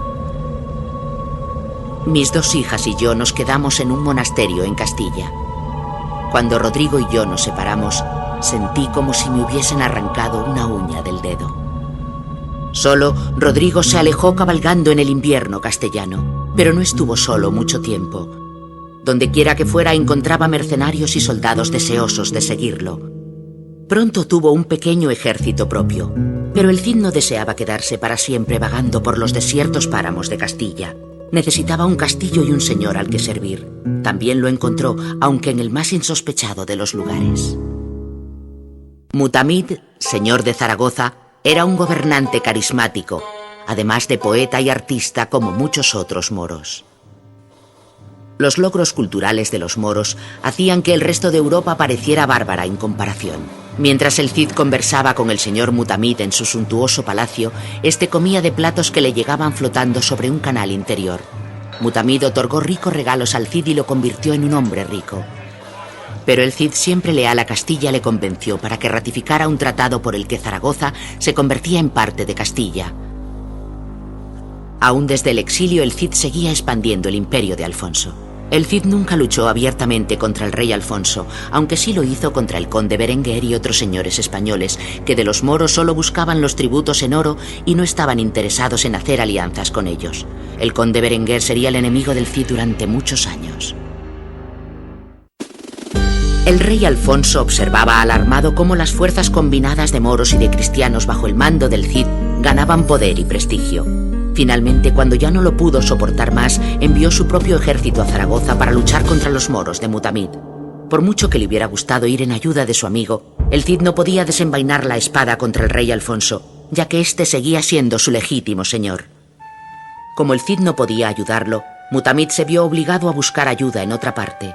Contactó con los bereberes que vivían más allá del mar de Gibraltar, pero recibió más de lo que había pedido. Estos religiosos fanáticos de rostro cubierto libraban una guerra santa continua sobre las estériles dunas del Sáhara. Su líder, el fanático Yusuf, que nunca mostraba su rostro, se preparó inmediatamente para cruzar el mar hasta España con miles de hombres y camellos. El ejército del rey Alfonso sucumbiría sin duda ante esta nueva oleada de invasores. Alfonso solo hubiera necesitado mencionar que España estaba en peligro y el Cid hubiera respondido. Cuando acudió finalmente en ayuda de su rey, aplastó a los bereberes y obligó a su líder Yusuf a escapar a África. El Cid se inclinó ante Alfonso, listo para regresar a su legítima posición como campeón del rey. Pero Alfonso, enfadado por la tardanza del Cid en acudir a su ayuda, lo mandó de nuevo al exilio.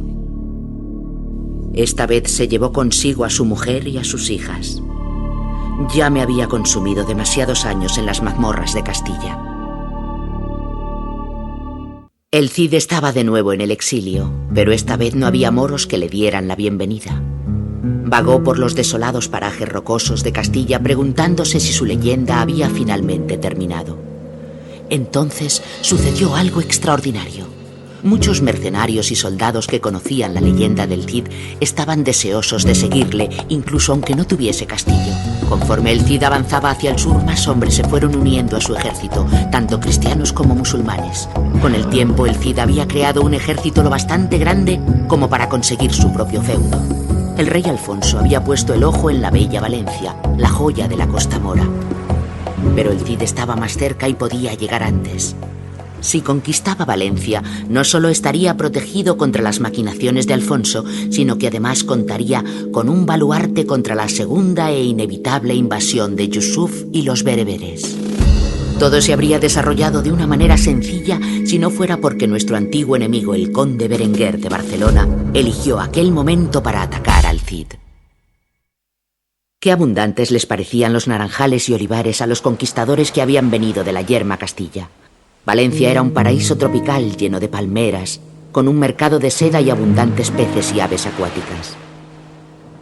Una vez asegurado el castillo y dispuestas las defensas de la ciudad, el Cid envió a buscarnos a mí y a sus hijas. Nuestro reencuentro tuvo lugar en la torre más alta del castillo, frente a un mar que ocupaba todo el horizonte. Convertimos Valencia en nuestro propio reino, reuniendo 8.000 soldados cristianos y 20.000 moros. Era el logro más grande del Cid hasta ese momento. Estábamos fuera del alcance del rey Alfonso y el conde Berenguer estaba encerrado en las mazmorras de Valencia. Con el tiempo sería liberado a cambio de un rescate y una de nuestras hijas se casaría con su sobrino y heredero para evitar futuros conflictos. Ojalá que la leyenda del Cid hubiera terminado allí bajo las puestas de sol de Valencia, pero no sería así. Valencia se encontraba justo en el camino de la horda berebere del fanático Yusuf. Estábamos atrapados y solos en nuestro reino de Valencia. El Cid mandó inmediatamente mensajeros a los posibles aliados, pero encontró muy pocos. El reino cristiano de Aragón estaba demasiado lejos y el rey Alfonso de Castilla no parecía tener prisa en acudir en defensa del Cid. Ni siquiera podía contar con Mutamid el Moro, su antiguo aliado. Yusuf lo había exiliado al desierto del Sáhara, donde pasó el resto de sus tristes días escribiendo poemas. Durante 10 días y 10 noches los bereberes cabalgaron alrededor de la ciudad, gritando y golpeando los escudos de piel de hipopótamo con sus armas. El Cid arengó a sus tropas, rezó y planeó un contraataque. Entonces ocurrió lo impensable. Durante un genial ataque sorpresa para arrebatarles oro y caballos a los bereberes, Rodrigo Díaz, mío Cid, fue abatido por una flecha perdida. El ataque sorpresa se convirtió en una fuga desordenada y los hombres del Cid regresaron a duras penas al castillo con su cuerpo herido. Rodrigo y yo sabíamos que no sobreviviría a la noche, pero también sabíamos que sin su Cid para dirigirlos, los soldados de Valencia no se sentirían lo bastante fuertes para enfrentarse a los bereberes. Por ello, aunque acababa de morir, até a mi marido sobre Babieca y le puse la espada tizona en la mano. Babieca era bien visible, en lo alto la ciudad de Valencia. Mi única esperanza era que los hombres no se dieran cuenta del engaño, que no se enteraran de que el Cid estaba ya muerto. Fue el crepúsculo de la España mora. El ejército berebere fue derrotado y Valencia resistió el cerco. El rey Alfonso no nos permitió enterrar al Cid hasta que pudiera asistir personalmente al funeral. Cuando llegó no quiso que lo enterráramos.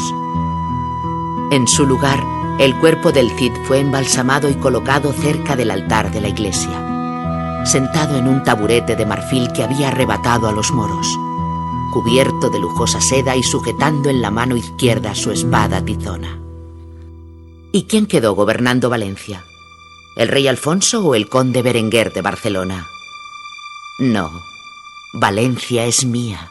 Soy yo, Jimena Díaz, quien reclama el trono del reino de mi marido fallecido. Y si los bereberes regresan a Valencia, es a mí a quien encontrarán al mando de los soldados de Rodrigo Díaz, el Cid campeador. Según el relato de Cuauhtémoc, guerrero águila de Tenochtitlán, apareció un presagio sobre el bosque, en forma de mazorca de maíz que resplandecía como el amanecer. Parecía sangrar fuego, gota a gota, como si fuera una herida en el cielo. Soy un guerrero, no un sacerdote, y no sabía cómo interpretar este signo. ¿Se habían enojado los dioses? Consulté con los adivinos y magos para ver si se acercaba otra gran guerra, pero solo me respondieron vaguedades. Los dioses quieren más sacrificios, dijeron. Era siempre la misma respuesta. Los sacrificios nos han llevado a conquistar gran parte de nuestro imperio de junglas y volcanes. Siempre estamos guerreando, derrotando a un número cada vez mayor de enemigos para poder ofrecer sacrificios a nuestros dioses. Los magos afirman que debemos hacer un sacrificio diario para que el sol siga saliendo. Los equipos de mensajeros tardaron 2 días en recorrer más de 300 kilómetros para llevar mi mensaje hasta nuestra ciudad de Tenochtitlán. 2 días después, mi tío Moctezuma, emperador de los aztecas, envió su respuesta. Sus sacerdotes habían predicho el inminente regreso de su largo exilio del poderoso Quetzalcóatl, la serpiente emplumada, dios de la sabiduría y el viento. ¿De qué otra forma se podría explicar el presagio? Moctezuma ordenaba a mis guerreros que se esforzaran para consolidar el control de la jungla que separaba nuestro territorio del de los enemigos. Debemos lograr el control de los 4 santuarios consagrados a Quetzalcóatl, la serpiente emplumada. Como el imperio azteca es poderoso y se expande constantemente, nos hemos creado muchos enemigos. Debemos defender estos santuarios de nuestros enemigos para prepararnos para el regreso de Quetzalcóatl. Cuando mis soldados tomaron los santuarios y derrotaron a los Xochimilcos y Tlatilucos, regresamos a Tenochtitlán cargados de regalos para el emperador Moctezuma. Jade, plumas y prisioneros, por supuesto. Después de haber pasado tantos días en la jungla, el reflejo de nuestra inmensa ciudad en el lago nos parecía algo asombroso. El emperador Moctezuma vivía en las habitaciones más suntuosas del palacio, con sus esposas y concubinas. Mientras hablábamos, bebía chocolate espumoso de una copa de oro. Los músicos tocaban tambores y flautas, a cuyo son bailaban mujeres enmascaradas. Cuando hace muchos años mi tío Moctezuma subió por primera vez a la Gran Pirámide para convertirse en emperador, hubo una gran celebración. Pero ahora, algunos cuestionan su poder. A veces tarda demasiado en tomar decisiones y casi nunca dirige a sus guerreros en el combate. Los sacerdotes de Moctezuma nos informaron de que Quetzalcóatl, la serpiente emplumada, regresaría pronto a Tenochtitlán para reclamar el trono. Como había ayudado a preparar su llegada, me dieron una macana de obsidiana nueva y me ascendieron al rango de guerrero jaguar. Aquella noche hubo más fiestas y danzas. El aire olía a perfume. Pero mientras bajaba las escalinatas del palacio del emperador, vi que el presagio seguía sobre el lago, lanzando chispas en el cielo de la medianoche. Así habló Cuauhtémoc, guerrero jaguar de Tenochtitlán. Según el relato de Cuauhtémoc, guerrero jaguar de Tenochtitlán, los dioses debían seguir intranquilos, pues ese mismo año apareció otro presagio. El templo del demonio Huitzilopochtli se vio envuelto en llamas a pesar de ser de piedra, y ardió aún con mayor violencia cuando la gente llegó corriendo con agua para apagar el fuego. Le pregunté a nuestro emperador Moctezuma qué debíamos hacer para apaciguar a los dioses. Los altivos sacerdotes dieron la respuesta habitual. El imperio azteca necesitaba más prisioneros. El dios Sol, el dios de la lluvia e incluso la serpiente emplumada, Quetzalcóatl, eran divinidades encolerizadas y exigían sacrificios. Nuestra ciudad-estado de Tenochtitlán está aliada con otras dos, formando la Triple Alianza. Moctezuma pretendía que ésta atacara a nuestros viejos enemigos, los tlaxcaltecas. Como manda la tradición, les envié el escudo, flechas y mantos como declaración de que pronto los atacaríamos. Luego nos adentramos en la jungla, con las enseñas de jaguar y águila listas para el enfrentamiento con las enseñas de garza de los tlaxcaltecas. Los pájaros de las alturas de la jungla elevaron su vuelo hacia el cielo, impacientes por alejarse de la violencia que se avecinaba. Los primeros mensajeros que llegaron a Tenochtitlán nos hablaron de montañas y torres que flotaban en el mar. Las historias que le contaban a Moctezuma eran cada vez más fantásticas. Disparaban bolas de piedra, que lanzaban chispas y una lluvia de fuego que destrozaba las armas. Estos dioses cabalgaban sobre inmensos ciervos sin cornamentas. Sus espadas, arcos, escudos y ropas eran de hierro. Estaba claro, se trataba del regreso de Quetzalcóatl. Moctezuma oía estas noticias con creciente preocupación. Mientras se movía nervioso en el Icpayi, su trono sin patas, mandó llevar caros regalos a los recién llegados, con la esperanza de que Quetzalcóatl le perdonaría cuando la serpiente emplumada llegara a Tenochtitlán. Ha regresado, me susurró Moctezuma. Ha venido a recuperar su trono, como prometió al marcharse. Sujeté firmemente mis armas, pero no dije nada. ¿Cómo podía contradecir la palabra de nuestro emperador? Así habló Cuauhtémoc, guerrero jaguar de Tenochtitlán. Según el relato de Cuauhtémoc, guerrero jaguar de Tenochtitlán, otro presagio. El lago que rodea la gran ciudad de Tenochtitlán se elevó, aunque no hacía viento, e hirvió como si lo hubieran calentado. Espumó hasta que se abalanzó sobre las casas de la ciudad, arrastrándolas con él. Acompañé a nuestros dignatarios al encuentro con los recién llegados. Viajamos hacia la costa atravesando los territorios de nuestros enemigos tlaxcaltecas. Cuando salimos de la jungla, los extranjeros nos dieron la bienvenida, aunque mantenían sus armas al alcance. Les dije que éramos los aztecas, representantes del gran Moctezuma. Su jefe dijo que eran españoles y que él se llamaba Cortés, aunque pareció complacerle que nos refiriéramos a él como Quetzalcóatl. No me parecieron dioses, aunque sus armaduras y animales parecían de otro mundo. Le ofrecimos a Cortés regalos del mejor algodón y penachos de plumas de pájaros, pero parecía más interesado en los adornos de oro. Preguntó una y otra vez si había más oro en Tenochtitlán. Cortés ya se había adentrado en el territorio de los tlaxcaltecas. En un principio hubo escaramuzas entre los tlaxcaltecas y los españoles. Pero cuando Cortés se enteró del tamaño de Tenochtitlán y del número de nuestros valientes guerreros aztecas, les propuso a los tlaxcaltecas una alianza para atacar a los aztecas. Aunque los guerreros aztecas lucharon bien aquel día, las bestias que los españoles montaban en el combate y el ruido de sus armas de fuego atemorizaron a mis hombres. Aunque sobrevivimos al ataque, pensé que lo mejor era retirarse hacia Tenochtitlán y contarle al emperador Moctezuma todo lo que habíamos visto. No sé si mi tío Moctezuma lo hizo por cobardía o simplemente intentaba protegernos de la cólera de los dioses. Pero envió más regalos a Cortés, junto con una invitación para que visitara nuestra gran ciudad como su huésped. Estaba presente cuando Moctezuma se encontró con Cortés en una de las calzadas que llevaban a nuestra gran ciudad. Era evidente que los españoles jamás habían contemplado nada como Tenochtitlán. Miraban atónitos los mercados de brillantes colores y las pirámides que se elevaban en la isla artificial, situada en el centro del gigantesco lago Texcoco. Algunos soldados españoles preguntaban si todo aquello era un sueño, deslumbrados por cosas que nunca habían visto, oído ni imaginado. Moctezuma llevó a Cortés a la parte superior de la gran pirámide, desde donde le mostró los distintos canales y barrios de la ciudad.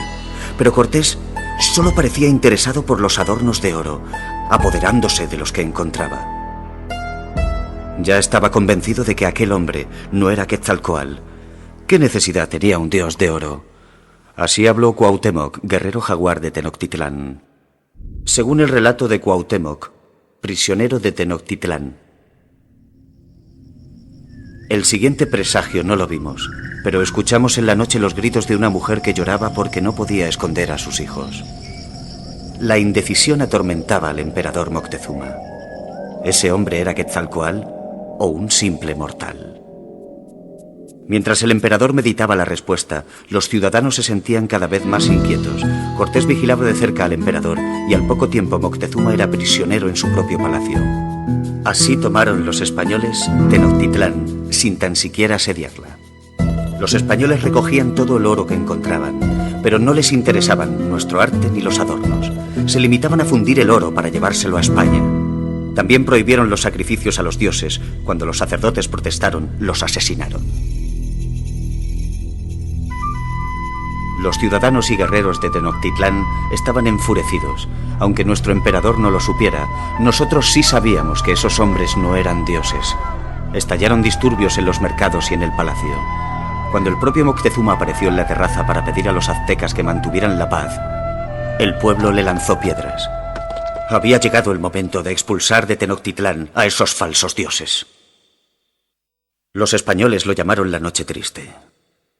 Al principio se hicieron fuertes en nuestras casas y palacios, pero nosotros les asediamos constantemente, con piedras hondas y flechas. Hicimos retroceder por las calles de Tenochtitlán a los españoles y a los tlaxcaltecas, que se retiraron cruzando los 3 puentes o saltando por encima de las murallas al lago Texcoco. Murieron miles de ellos. Los que no murieron por las macanas o las jabalinas se ahogaron por el peso del tesoro que no quisieron abandonar.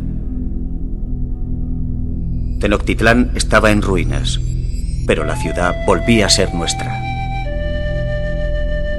Muchos valientes guerreros aztecas murieron también aquella noche, incluido el noble Moctezuma. Los españoles dijeron que su propio pueblo lo había matado arrojándole piedras. Por eso fue también una noche triste para nosotros. Así habló Cuauhtémoc, defensor de Tenochtitlán. Según el relato de Cuauhtémoc, emperador de Tenochtitlán, la muerte de Moctezuma solo sirvió para acrecentar aún más la ira de mi pueblo. Decidí dirigir personalmente el ataque contra los españoles. Así debe ser, Cuauhtémoc, me dijeron los sacerdotes, porque tú eres ahora nuestro emperador. Me senté en el trono Icpalli y me colocaron el tocado del emperador. Nunca resulta cómodo llevar una corona. Cortés no se había alejado mucho de Tenochtitlán, porque los españoles iban lastrados con el peso del oro que nos habían robado. Mientras huían por las orillas del lago, mis guerreros los perseguían con canoas. Envié más guerreros por tierra, porque me pareció obvio que Cortés intentaba reunirse con sus aliados, los tlaxcaltecas. Finalmente los alcanzamos en la ribera norte del lago Texcoco. Espero que los supervivientes españoles de la orilla del lago pudieran ver cómo sus compañeros capturados eran arrastrados por las escalinatas de la Gran Pirámide. Tal vez así entenderían la razón de que temiéramos la cólera de la serpiente emplumada, Quetzalcóatl. Quizás así conocieran el miedo. Había mucho que hacer tras la batalla. Nuestra ciudad había sufrido mucho con la ocupación española y la lucha en las calles. Los sacerdotes comenzaron a reparar los templos porque los españoles habían derribado los ídolos que habíamos colocado en ellos. Cuando comenzamos la celebración en agradecimiento a los dioses, una gran plaga asoló Tenochtitlán. Muchos de los nuestros quedaron incapacitados y yacían indefensos en su cama. Otros muchos murieron. No sabíamos si los dioses seguían descontentos con nosotros o si era un arma de los españoles. A pesar de todo, si Cortés regresaba, encontraría una ciudad muy debilitada. No podía dejar que esto ocurriera. Así habló Cuauhtémoc, emperador de Tenochtitlán. Según el relato de Cuauhtémoc, emperador de Tenochtitlán, pronto regresaron los españoles. Había tenido la esperanza de que Cortés se hubiera ido por donde había venido, pero se detuvo para reagruparse en Tlaxcala. Imagino que no podía soportar la idea de regresar a España mientras siguiéramos teniendo tesoros de oro escondidos. Los españoles, que persistían en sus sueños de oro y gloria, se prepararon para atacar Tenochtitlán otra vez. En Tlaxcala, Cortés construyó barcos de guerra en tierra firme. Luego los desmontó y atravesó la jungla para reconstruirlos en el lago Texcoco. Sabía que mis guerreros aztecas podían defender los puentes que conducían a Tenochtitlán, pero también que éramos vulnerables desde el agua. Reuní a los guerreros para una última batalla. Los sacerdotes trataron de alentar a los aztecas para que defendieran a sus antiguos dioses y su gloriosa ciudad. Mientras yo ascendía las escalinatas del gran templo y hacía sonar la concha de guerra, los sacerdotes hicieron señales de humo para anunciar que los aztecas se habían aprestado para la guerra. Pronto estaría sitiada Tenochtitlán, pero los valientes aztecas moriríamos antes de verla sometida. No hace mucho, unas 500.000 personas consideraban Tenochtitlán como su hogar. Es difícil imaginar que estas ruinas humeantes fueran alguna vez una enorme ciudad. Pero la reconstruiremos. Creamos esta isla sobre la que se levantaban la ciudad y nuestros templos, y volveremos a hacerlo. El imperio azteca ha soportado su reto más difícil, pero en el futuro pueden venir más españoles. No estoy seguro de que haya un lugar para nosotros en este nuevo mundo. Podría pedirles a los dioses que me dejaran entrever el futuro, pero sin duda pedirían más sacrificios. Y creo que ya hemos tenido suficientes bajas. Mi pueblo compuso un poema para conmemorar esta gran guerra a la que hemos sobrevivido, pero que quizás aún no hayamos ganado. Quedan las lanzas rotas sobre los caminos. Nos hemos arrancado los cabellos de dolor. Las casas ya no tienen techo y sus muros están teñidos de sangre. Así habló Cuauhtémoc, emperador de Tenochtitlán.